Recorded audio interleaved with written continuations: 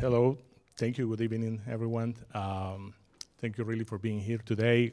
We are absolutely delighted to have you attending this specific event. And this is an event that had multiple meanings for me particularly, because we are formally launching our newest edition of the Americas Quarterly magazine. And this is the first edition that I managed to participate in. I just started back in August, and this has been a fascinating journey. So I don't know if you have the chance to read it a little bit, but I think we put a lot of effort in this latest edition, and it's because of that that we have the great pleasure of having today Luisa and Mauricio, sharing the stage, and they're going to be sharing ideas and knowledge shortly.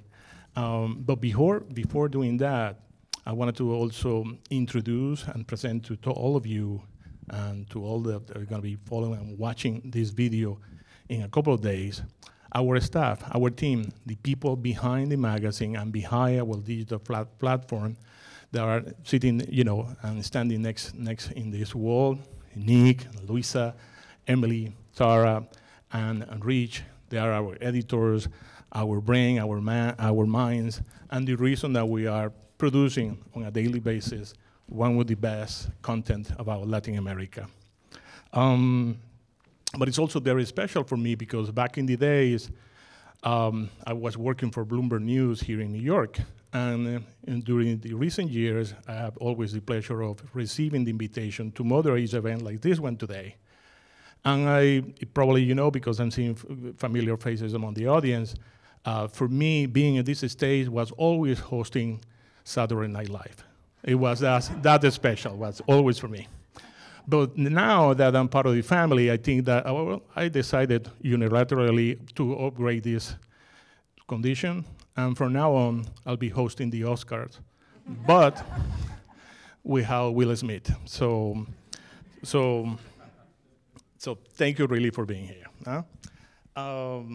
And last but not least, our editor-in-chief, our best weapon, our secret weapon, who is, Brian Winter, sends hello and thank you also for being here. He is right now attending other events, other engagement in Brazil, specifically in Rio. So he asked me, please send my regards to all our audience and readers. So having said that, Luisa, Mauricio, we are absolutely delighted to have you both here.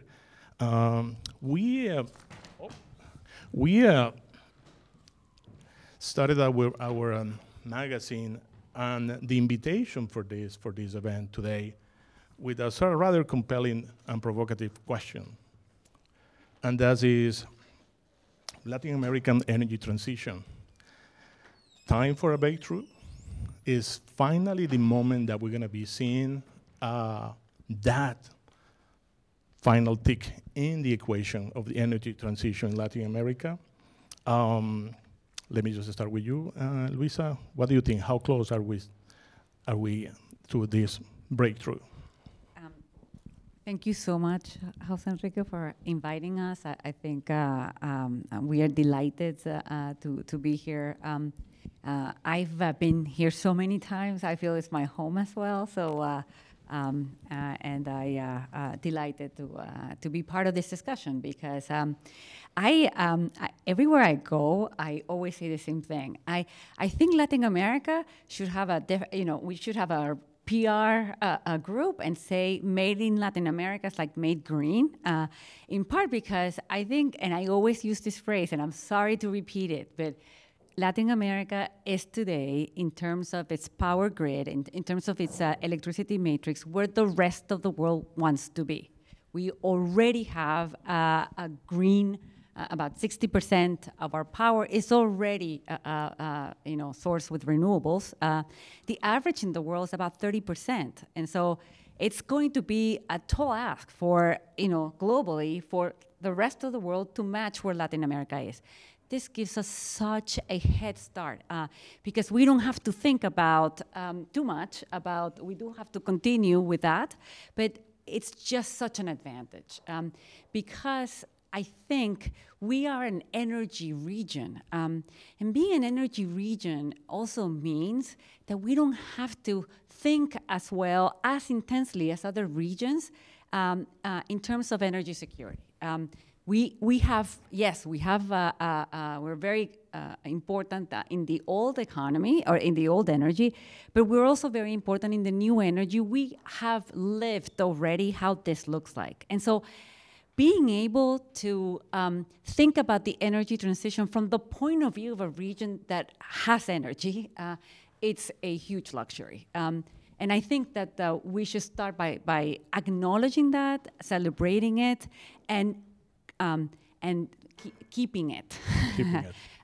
Making sure that then we do this orderly, because we have everything to do this orderly. And in some ways, we have, as emerging market, because Latin America is an emerging market, we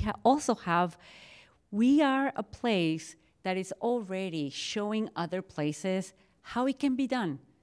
Because the energy transition is not a one-size-fits-all model. And it's about how do you use your own resources? How do you find energy out of your own economies? And so I think there are very interesting examples in the region that I think also are, it's fantastic that a lot of the places that, a lot of our countries are doing what they're doing, because it offers a roadmap of how to do things in a way that is consistent with the limitations, the constraints of being an emerging market.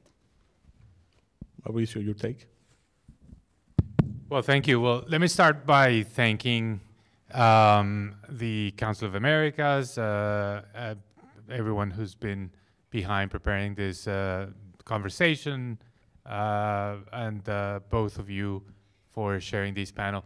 And let me build on what just Luisa said as one of the key strengths of Latin America, which I think is, and it enters in this category of assets that we have, assets that perhaps we should be able to exploit in a better way.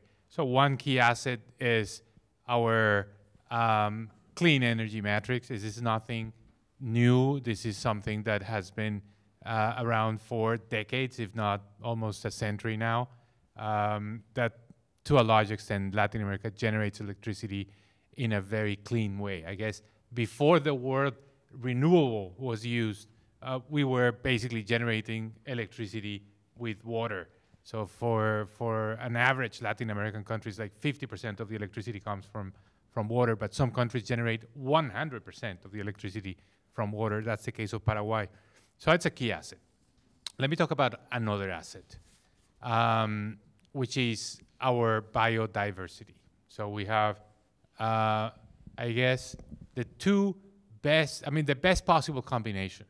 Generate clean electricity, and at the same time, we have the cheapest, most efficient technology for carbon sequestration. We can capture carbon with photosynthesis, which is basically the easiest way to do it, and essentially no one else in the world has that capacity to the extent that Latin America has. I mean, our tropical forests are just amazing. The Amazon is of course the best example here. So think about this: two great assets. Are we benefiting from those two assets in the way we should in this world, in today's world, in the world that needs the energy transition, that values more the ability to generate clean energy and values or should value more the ability to do the carbon capture in the way we can do it? No, we're not taking advantage of those assets in the way we should. In the case of the electricity mix, because we're not transforming that electricity into the goods and services that the world needs, produced without a large carbon footprint. So we should be able to produce the manufactured goods, the agriculture goods, with that clean energy so that the world can actually buy the cement, the steel, without a large carbon footprint. Are we using our biodiversity, our tropical forests to benefit from it? No, we're destroying that asset. We're engaged in deforestation. We're not just not taking advantage of it, we are giving it away because we're destroying our ability to use that and to benefit from it. So I think what the beginning of this conversation kind of like points to is that this is the right time, if this is the opportunity, to say, okay, let's be conscious about these two big assets, two very significant assets, but let's also think about how is it that we're going to basically benefit more from them. That will be my first reflection here. Thank you so much, Mauricio. As you know, Mauricio is a former Minister of Energy first, and then he transitions to be a Minister of Finance, Ministro de Hacienda in Colombia. And right now, he's a professor of professional practice in global leadership at Columbia University School of International and Public Affairs. And he's also director of the MPA of Global Leadership and Global Senior Research Fellows at Columbia Center on Global Energy Policy. So your words, Mauricio, carry a lot of weight, all right? Because not only that, and this is something I'm going to share with the audience, that Mauricio, during his career as a finance minister, managed to introduce the first ever carbon tax in Colombia, and that was in 2017. I asked around today, and I asked this question, say, what do you think Mauricio was remembered for in Colombia during those very difficult years, all right? And everybody was saying, the people that friends in Wall Street, that say Mauricio was always very conciliatory, very super solid minister, and it's so good that you managed to do that first, ever carbon tax. Means that you actually did policy, Mauricio, in this field. How do you see, the evolution in this case of Colombia, okay, doing this, all right, taking the lead on that field, and making policy? My question would be, so how easy or how difficult it is to make policy in this field specifically? Well, thanks for everything you said. I don't know if it's true, but the one thing I'll say is that it was very difficult to introduce a carbon tax. It is very difficult. It's very difficult everywhere in the world. I mean, we've seen what happened in France when they tried to increase the carbon tax, and we saw people in the streets of Ecuador, not because of an introduction of a carbon tax, but that the reduction on the gasoline subsidy. So it's a very difficult issue. I'll tell you how I did it. I mean, I don't know if this applies to every country and every place in the world, but in Colombia, some politicians, especially from the Liberal Party, I have to say, had been arguing as kind of like a complaint platform that Colombia's gasoline prices were amongst the highest in the world. Bloomberg, now that you mentioned you work at Bloomberg, Bloomberg had a table, no longer, that basically compares gasoline prices all over the world. And clearly, Colombia did not have the most expensive gasoline in the world. That was not true. But they built kind of campaigns around that idea with the concept that if they won the elections, they were going to cut gasoline prices. And the argument was, we are a oil-producing country, we shouldn't be paying international prices. If we produce it, we should sell it for cheaper. I mean, a very kind of like compelling argument as a political argument, but a very bad argument for many reasons, including the environment.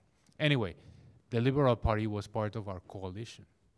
So the idea of charging a new carbon price or a carbon tax was against kind of like the platform of one of the parties, and I guess one of the most important parties in the coalition in government. So I thought to myself, how are we going to do this? Turned out to be that that party, also as part of the coalition, had been given the responsibility of running and the implementation of the peace agreement, the post-conflict.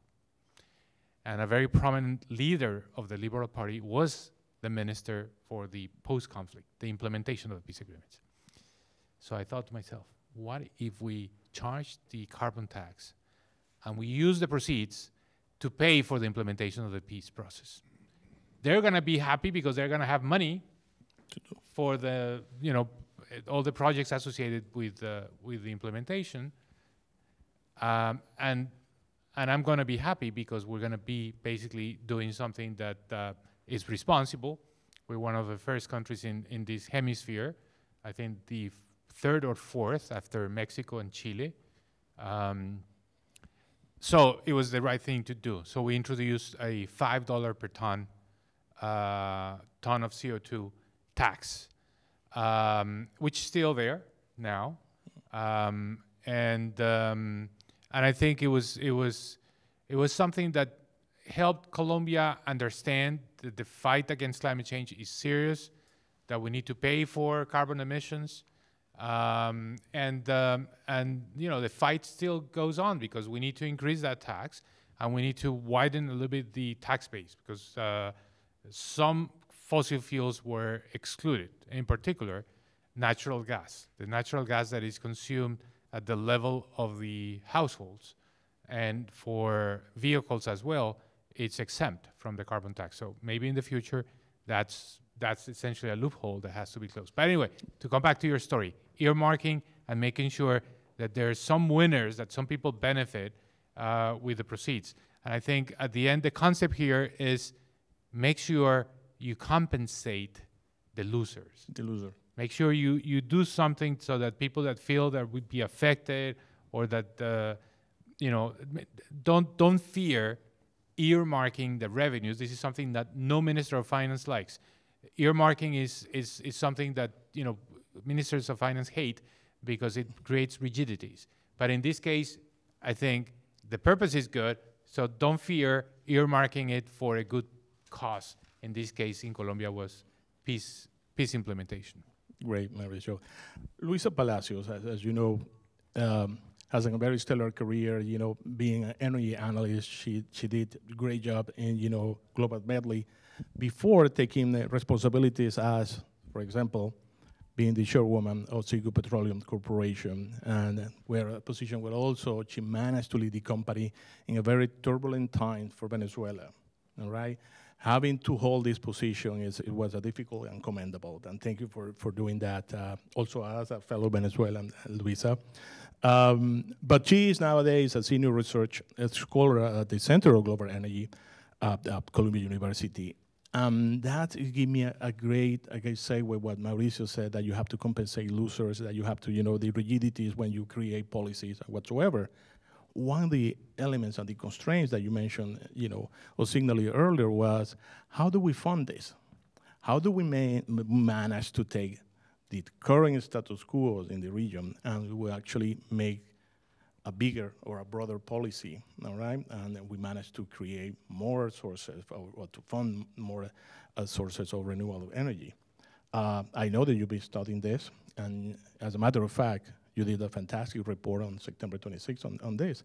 Could you tell us a little bit what is your conclusion on this matter? So I worked for most of my career in the financial sector for different kinds of financial institutions. So I worked for a multilateral, I worked for a development financial institution, I worked for a commercial bank, I worked for an investment bank, and then I worked for a firm that worked mostly with asset managers and asset owners. And so I think what that taught me is the concept that the financial sector is filled with very, very different kinds of actors with different time horizons, different risk profile.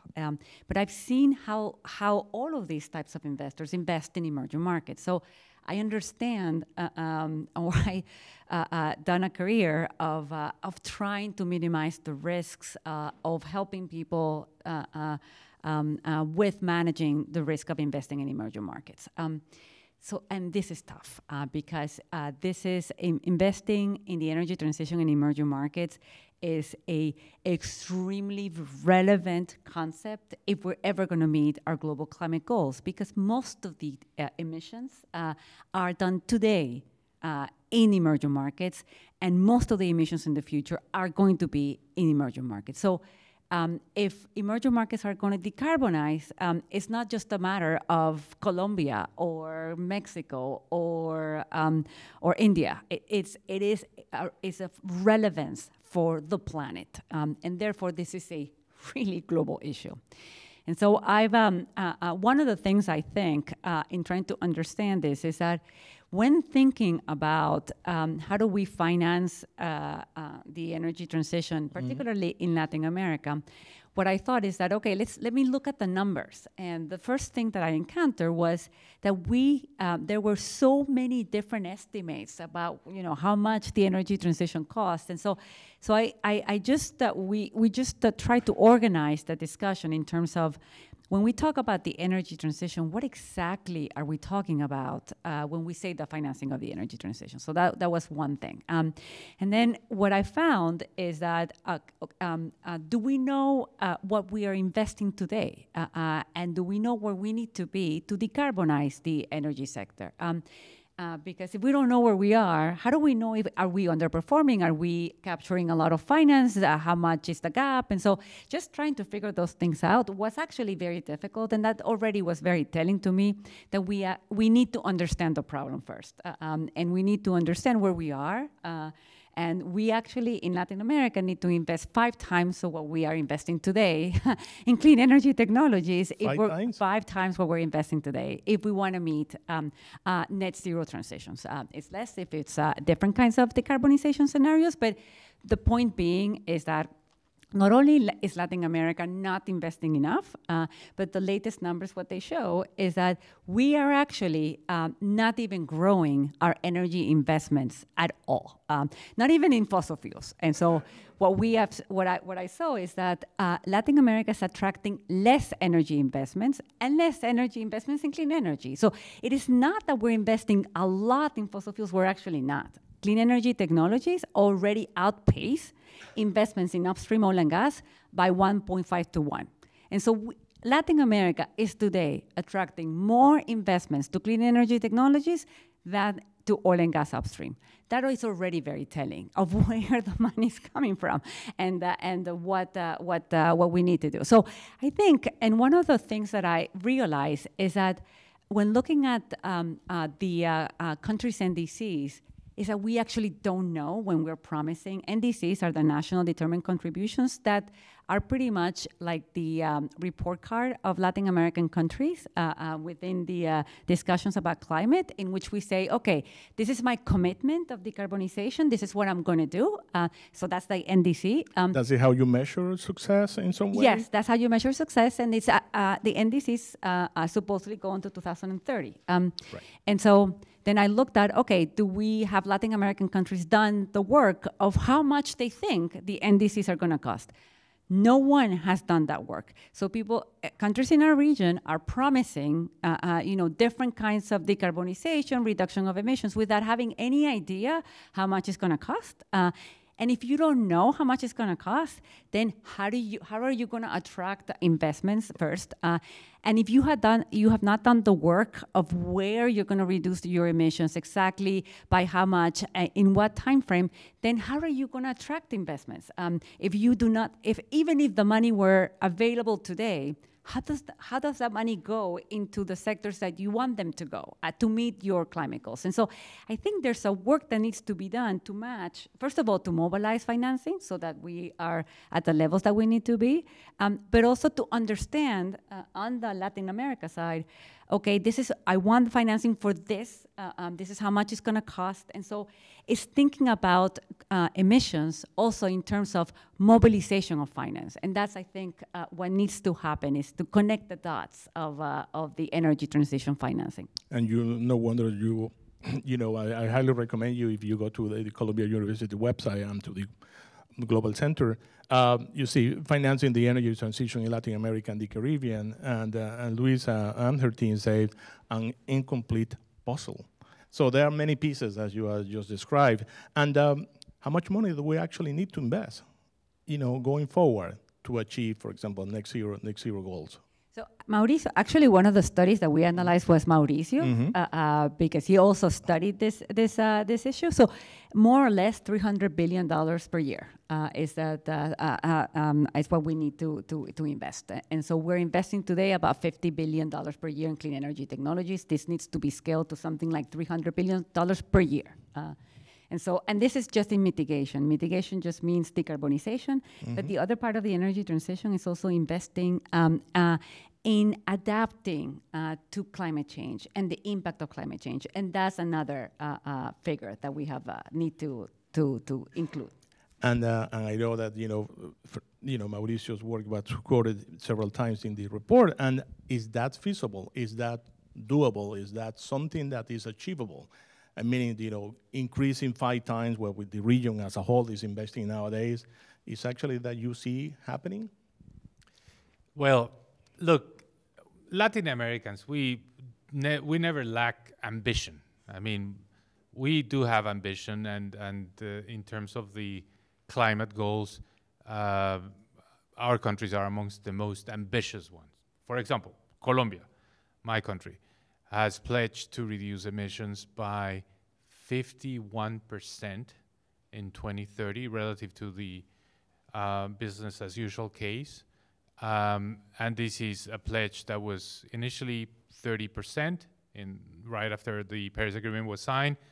Then there was what they call the second iteration, which is kind of like the country renews its pledges and then increases to 30 to 51%. So one way of answering your question is, well, these all happened in 2016 first, now the 2021 was the second iteration.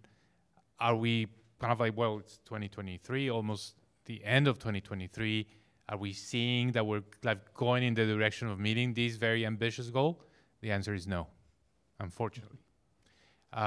So it could very well be the case that come 2030, and we're going to say, well, sorry, we missed this goal. So, and this is not just Colombia. This could be also other Latin American countries that are equally ambitious. There are some countries that are not very ambitious. Such as Venezuela. I think Venezuela did not actually put a goal. Bolivia also, they were not part of that conversation. They were not interested. Mexico is not very ambitious as well.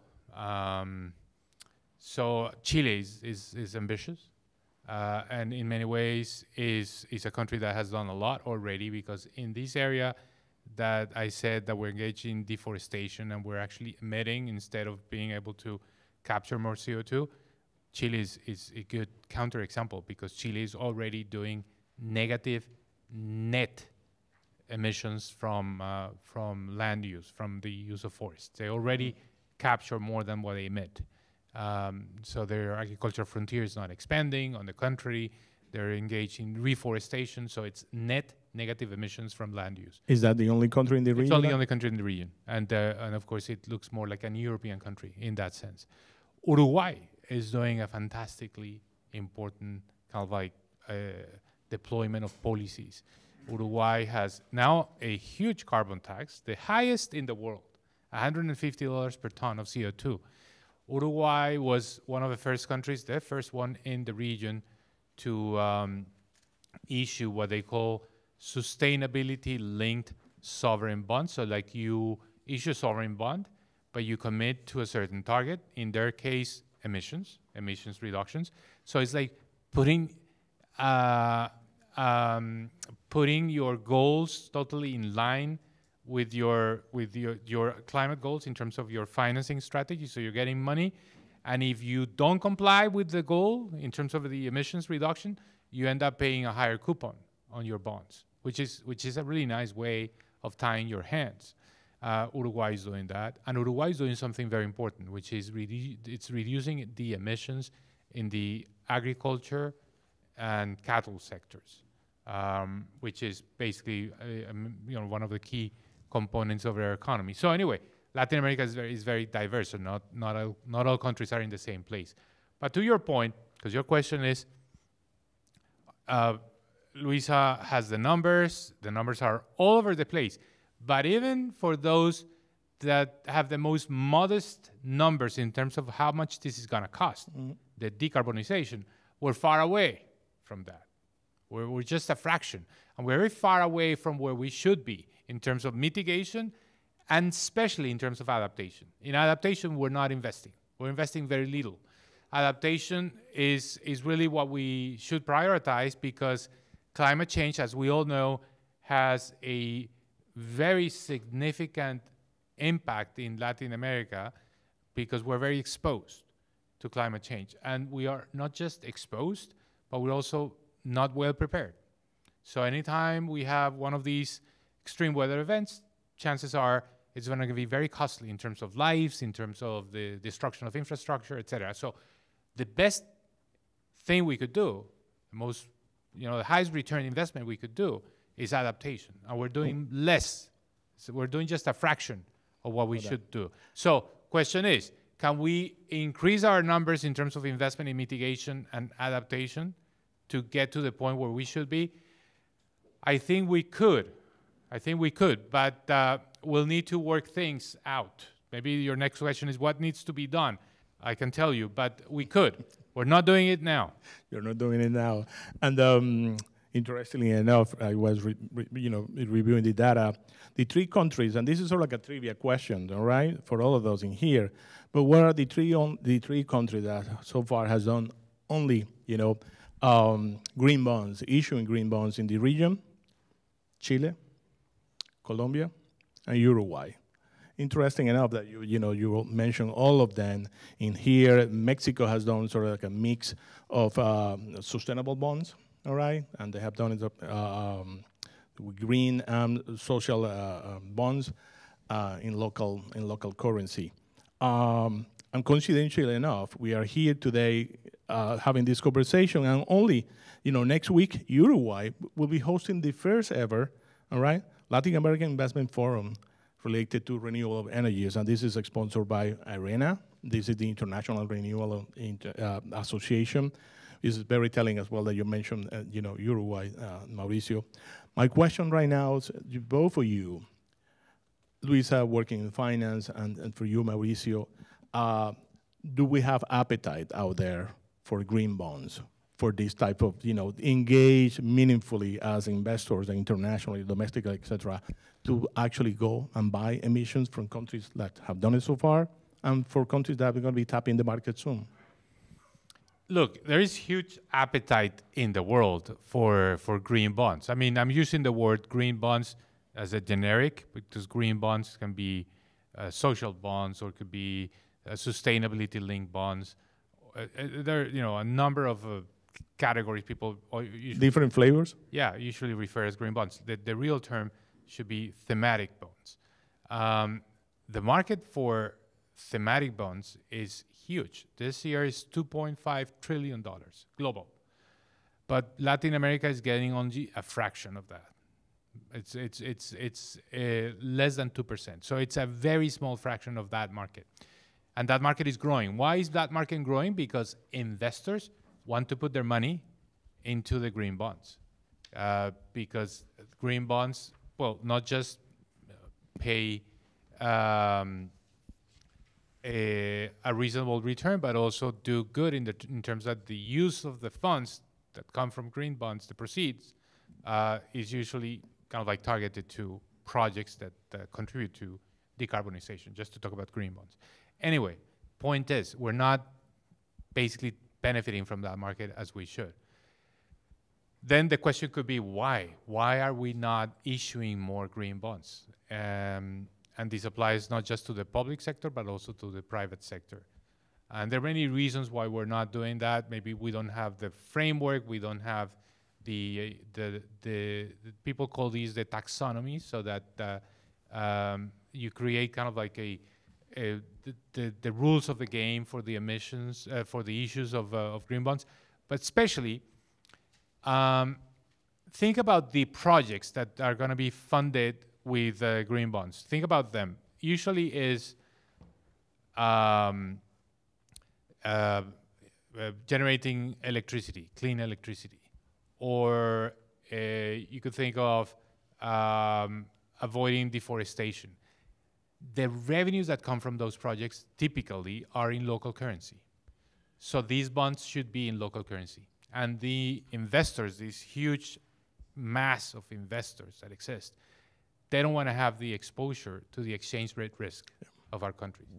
So here's there is now a gap here because we don't have a mechanism to hedge against that exchange rate risk. Maybe if we can come up with ways in which we can hedge that, there'll be a green bond. The market for green bonds will be much more dynamic. So, but that's just one example of the type of things that prevent the development of market for green bonds. Luisa, what's your take? So let me just take a step back and kind of lay out how financing of the energy transition works. Bonds is part of the story, but the financing of the energy transition is going to entail multiple type of actors, both in the public sector and the private sector, and different types of ways to finance. And so one of them is debt, other ways are project finance, other ways is balance sheet financing, and other ways are equity. And so this is not just one way in which you finance the energy transition, there are multiple ways to finance the energy transition. So I think the role of policymakers is to understand how to unleash all of that from all potential actors in all potential types of ways. Let me just use one example that we discussed is green bonds. Let me tell you another example, which is ESG frameworks. This is a very politicized word, but let me tell you what it does. When you're in a company and you have to, you are committing to sustainability, that means you have to reduce your scope 1 and scope 2 and scope 3 emissions. But let me just tell you what scope 1 and scope 2 is, which is the emissions that are in the control of a company.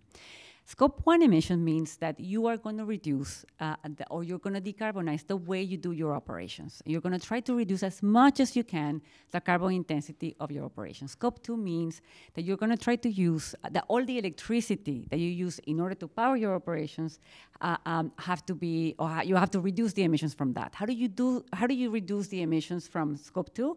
From the power by outsourcing that to renewables.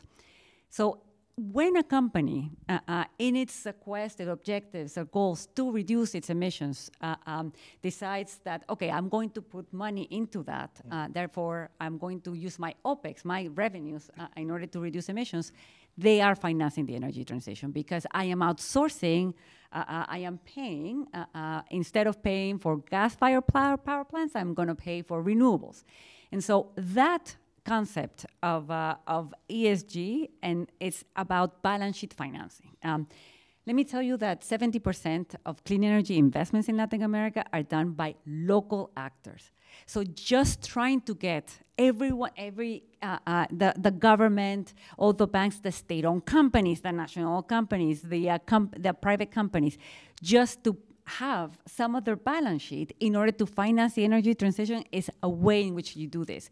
But it's not just going to happen. You actually have to create regulatory frameworks for that to occur. That's one thing. Project finance is the same thing. So there is a huge infrastructure gap in Latin America. The energy transition is such an opportunity because energy transition is really about infrastructure. And we have an infrastructure gap. And there are a lot of people willing to pay for that. But infrastructure financing is complex because infrastructure is about not one-year returns. It's a high upfront capital cost for long. You have to wait for your returns. And so then you have to think as a government, okay, they need clear rules of the game because they're going to have huge investments that are not going to give returns immediately, but in the long term. And so it's about then what is the kind of infrastructure that private investors need in order to be safe investing in a country and not with huge amounts of money. So it's about thinking the whole ecosystem. The whole ecosystem. How would you describe that whole ecosystem? The maturity of that whole ecosystem. Are we tapping that ecosystem, to the full extent that it offers, or you pretty much, echo what, Mauricio have been saying here is not enough, and we have done enough, or there is plenty of potential. Well, we're not, so the numbers are telling you we're not doing enough because we should be increasing clean energy investments and increasing, and that's not happening. And so there's a lot, not everything is the fault of Latin America, by the way. There's a lot, this is not the best environment. This is an environment of high interest rates, which is not great for highly costly capital type of projects. But what the region can do is what is under control, which has to do with the policy framework, with reducing political risk, with creating a framework that protects investments, not changing the rules of the game, these kinds of things. This, in the energy transition, this matter much more than anything. And we've discussed this with Mauricio. The energy transition is a challenge for countries in the region because it implies not taxing oil rents or commodity rents. It's actually generating growth, generating revenues through growth. It's untapping growth. It's a private sector-led growth, and that implies a different way to do public policy. We have two issues very important that I wanted to just to pick your brains on, and we also want to have the opportunity for the members of the audience to ask questions. So the first one is oil prices, all right? The distortion created by the Ukraine's war, etc. The recent, of course, war in between Hamas and Israel is creating a lot of uncertainty in the markets, etc. And at the same time, you know, rising oil prices benefit different players in the region. A region that back in 2012 was producing 3 million barrels a day, and right now, 10 million barrels a day, and right now we're producing 8 million barrels a day. Still, it's a substantial number, okay? And there are a lot of, you know, fiscal revenues coming from that inflow of dollars, all right? My question is, how do you see the coexistence of these two universes, okay? These two forces that we see in some way going forward, having the, you know, oil prices at the levels that we're seeing right now, but even if they decline to a much lower and long-term levels, let's say, instead of the 84s that we're seeing right now for the Brent, we see, you know, 50s. Well, you're getting into a topic that it's interesting because it's controversial, and I'll share with you and with the audience my views. I think Latin America, especially for those countries that are well endowed with you know, oil and gas reserves and are important producers, I think the production of oil is really an opportunity that we cannot miss. It's an advantage that we have that we should basically benefit from. And I'm saying this because the energy transition as such is going to be very costly. We still have a lot of needs, especially in terms of social indicators, and we need to kind of like lift up our standards of living. So oil is going to help us.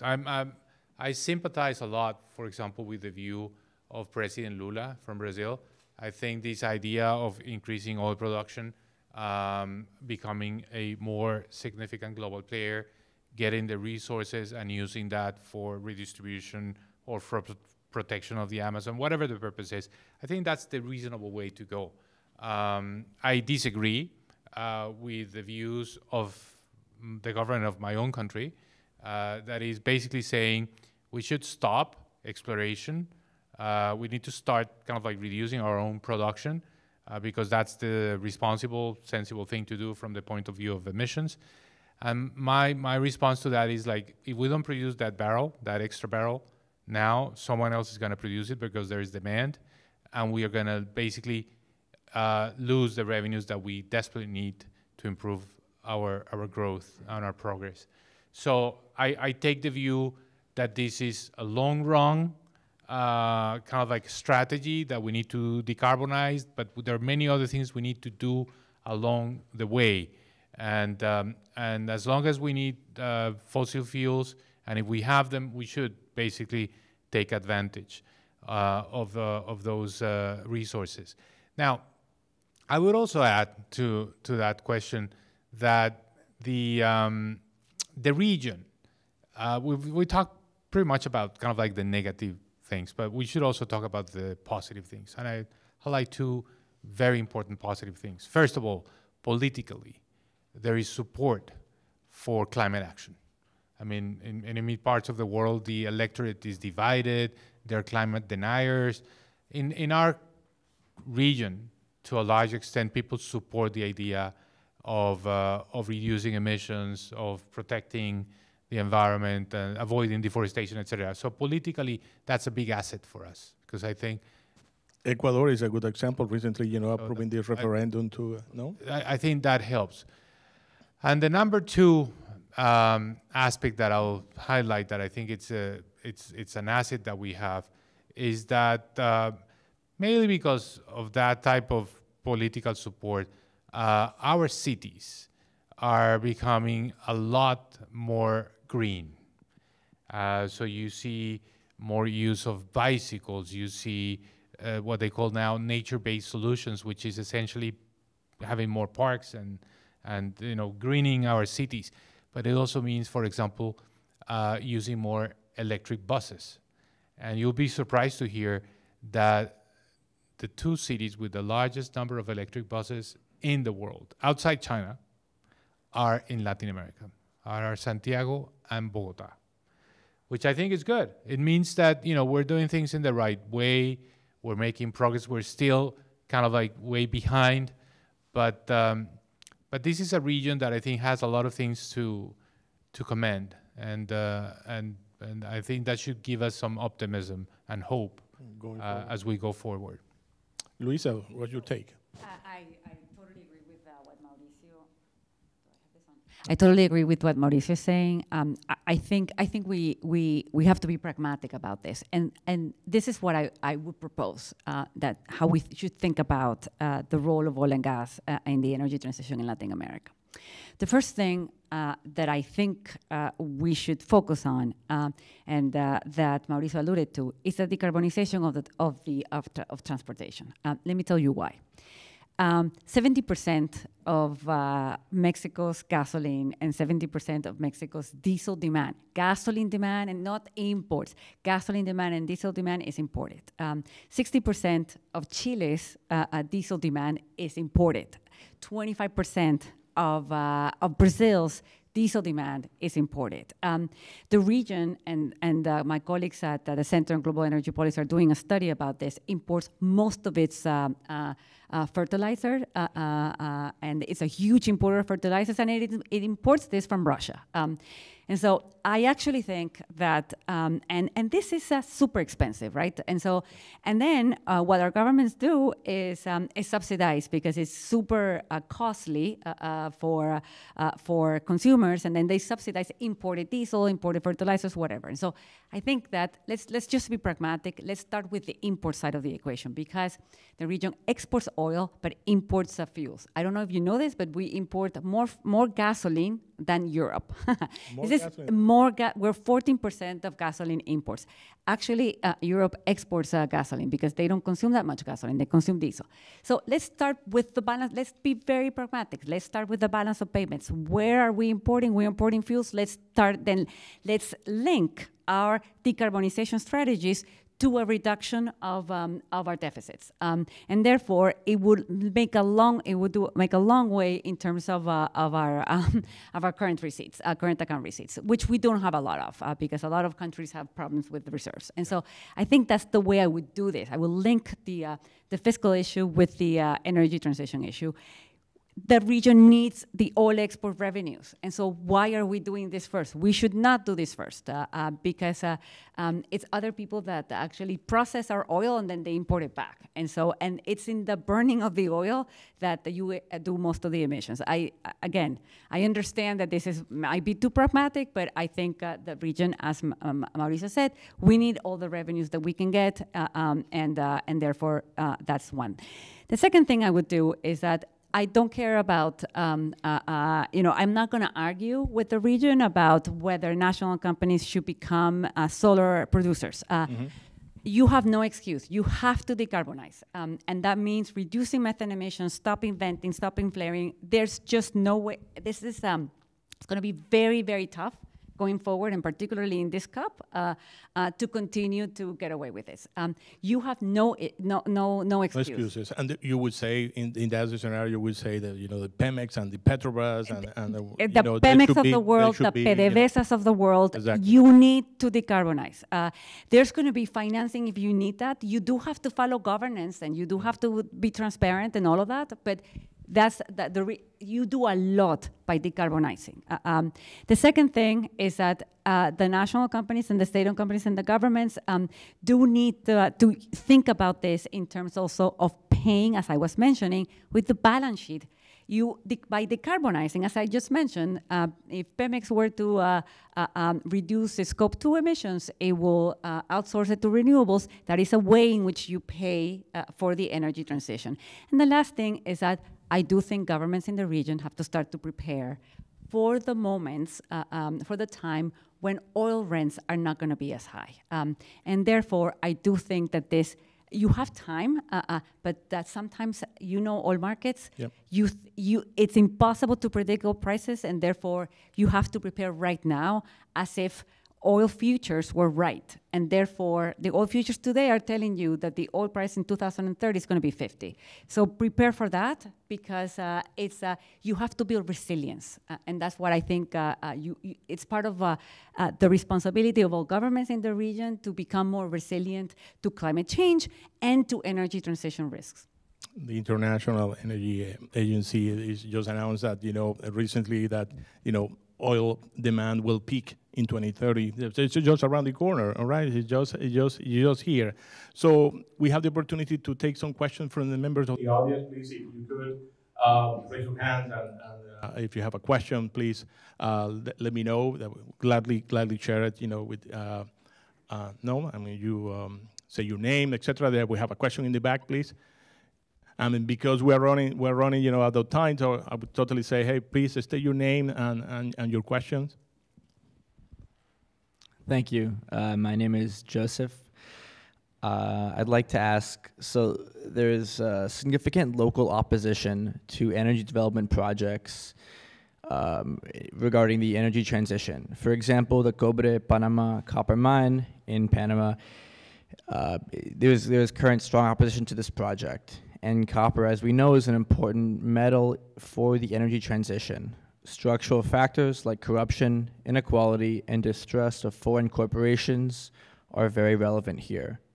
How does the panel see the role of governments or the private sector to work with communities to engage in projects that will move the energy transition forward? Thank you. Thank you, Joseph. Please.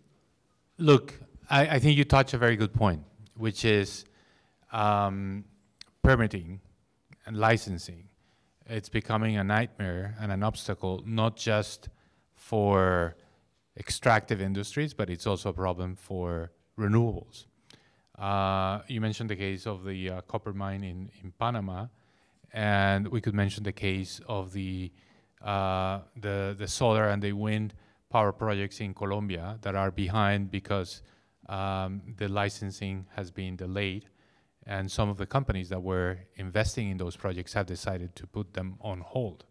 So we're seeing more and more of this, and we are probably going to see some of that too in the case of minerals, especially the critical minerals that are necessary precisely for the energy transition as well. So how do we deal with this, and how do we solve these problems associated with communities? Communities that, by the way, are opposed to some of these projects because they have not seen the benefits in the past of the projects that had been developed in the region. So they don't differentiate between projects that emit greenhouse gases and projects that actually reduce greenhouse gases. That's not the central point. The point is, how can we benefit from development from these projects? How can you resolve the problems of the local communities? And I think we have to get a lot better in terms of dealing with those issues. But at the same time, national governments have a responsibility of ensuring that the discussions about these social licensing and the permitting are contained in a framework, and that has deadlines, that has limits in terms of the topics that can be discussed, et cetera, et cetera. So national governments have to play an important role in framing those conversations.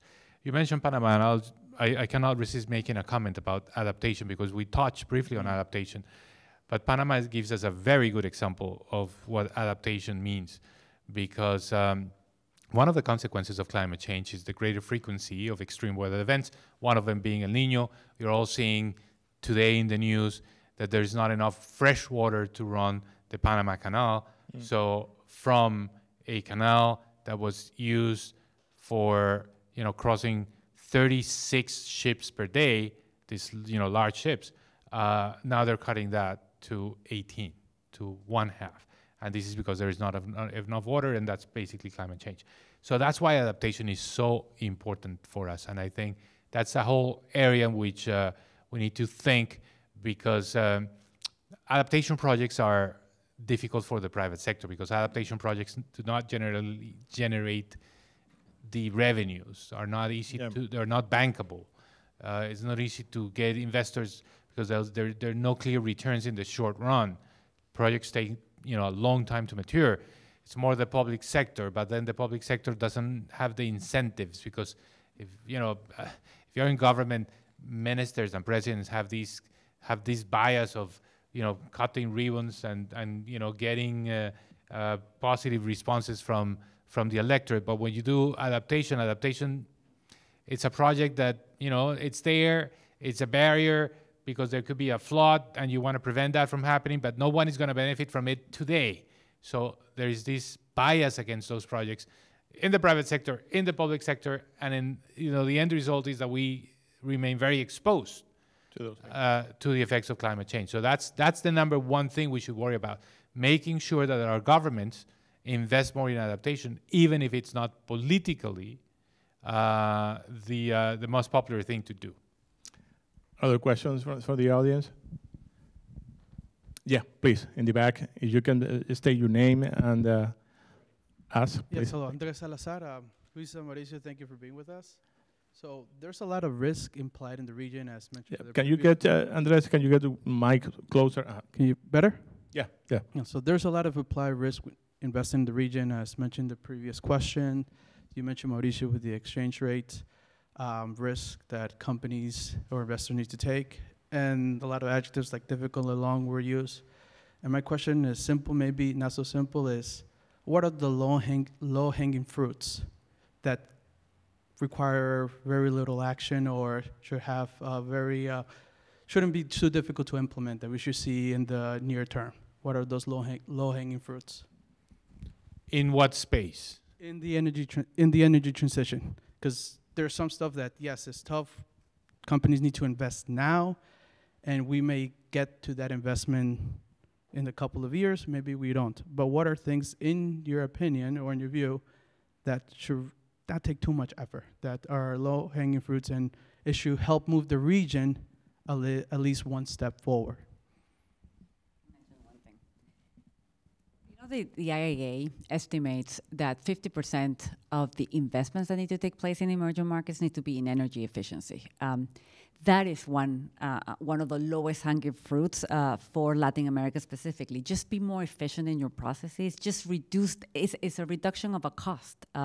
So that's one in which we have, because we tend to have or take energy for granted, and our energy has not been very expensive. So we use a lot of it, and so just reducing energy use actually is one of the things that counts towards reduction of Scope 1 and Scope 2 emissions. Just doing what you're doing much more efficiently, using much less energy, adopting fuel efficiency standards in your automobiles, doing what Mauricio was talking about, the public transportation system. You start with the electrification just in very low costly things, which is going from point A to point B in public transportation. And so doing decarbonization of, for example, methane reduction. Methane reduction is just not vent your natural gas. Instead of use it, and so you reduce the imports. And so things that cost. It's I think one of the important things of the energy transition. You wanna Sure. I mean, I'll basically building on what Luisa was just saying. Electrification means also more transmission of electricity. You need to build a grid because the renewable projects, by definition, are more dispersed. And you need to bring that electricity to where consumption is. So we need to invest a lot in transmission. Some countries are doing, for example, precisely yesterday, I think, Peru has just announced that they're going to build new transmission lines. Colombia is building transmission lines. This is a low-hanging fruit because really, if we're going to use more electricity, and especially, of course, clean electricity, we're going to need more transportation and transportation of electricity. The grid, we need to expand the grid. So that's a low-hanging fruit. Countries should be thinking in terms of investing in that area. So we're gonna have, some, refreshments afterwards here, and we're running completely out of time. But I cannot help if that is okay with you if we take a couple of minutes more of this to ask this final question, which is next year we're gonna have 6 elections in the region. This year we have 4. Very important ones. The second round in Argentina is around the corner here. But next year, from El Salvador, Dominican Republic, Panama, Uruguay, Mexico, Venezuela, at some point, we'll have an election. All these countries. So what would you like to see, this window of opportunities with new authorities being elected in the region? Will it actually seize the opportunity to implement policies that will actually get us there? Look,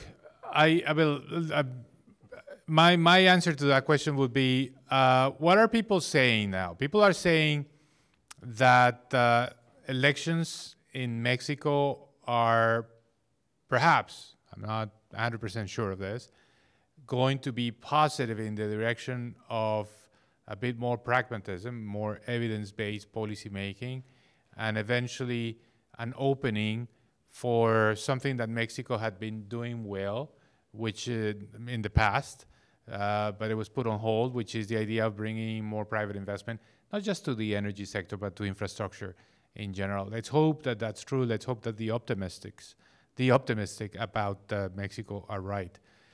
I'll mention something about Argentina, that despite the fact that there's these, huge disparity and differences in terms of the platforms of the two candidates, you don't see, and I'm really glad that this is the case in Argentina, amongst so many things going in the wrong direction, that there's not a debate about the importance of developing Vaca Muerta. I think that's a great consensus. We don't have that in Colombia. And I'm actually, I wish we had it. I think that consensus in Argentina, they need to build the infrastructure, the gas pipelines, et cetera. That's, to me, a very a positive thing. Now, there are going to be other elections, and I think the pendulum is swinging a bit back to the center. We just had elections in Colombia, as you all probably know. And it was a sign of hope for those of us that believe in moderation, in centrism, in pragmatism, in all those words that basically reflect the idea that policies need to be a compromise, and you need to be market friendly, but at the same time you have to be progressive in terms of your social agenda. I mean, I'm really optimistic about the idea that the region can actually move in that direction in this next round of elections. So building on what Mauricio just said, the new governments that are going to come into Latin America are going to be on the hook for what their other governments promised that they were going to do in 2030. And so I think this is the last, we're in the finish line here. They're not going to only be in the hook to see if they deliver what they promised, they're going to have to do a completely new and DC, promising new goals for the next decade. I think this is an opportunity to think much. We know much more now. We know the things that work. We know the things that have worked in the region. So this should be a moment to rethink.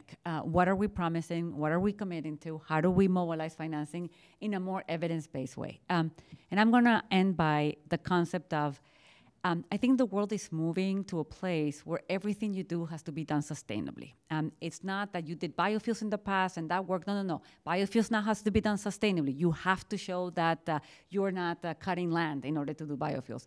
Mining, it's not enough that we need copper for the energy transition. You have to do mining sustainably. And that's in everything that we do. If we do not do things sustainably, you're not going to mobilize capital. That is not going to take place. That is one of the most important lessons that I've learned in the past 2 years, is that we need to, even when we do oil and gas, we have to do it sustainably. I mean, if that exists, but we have to do everything in the most sustainable way possible.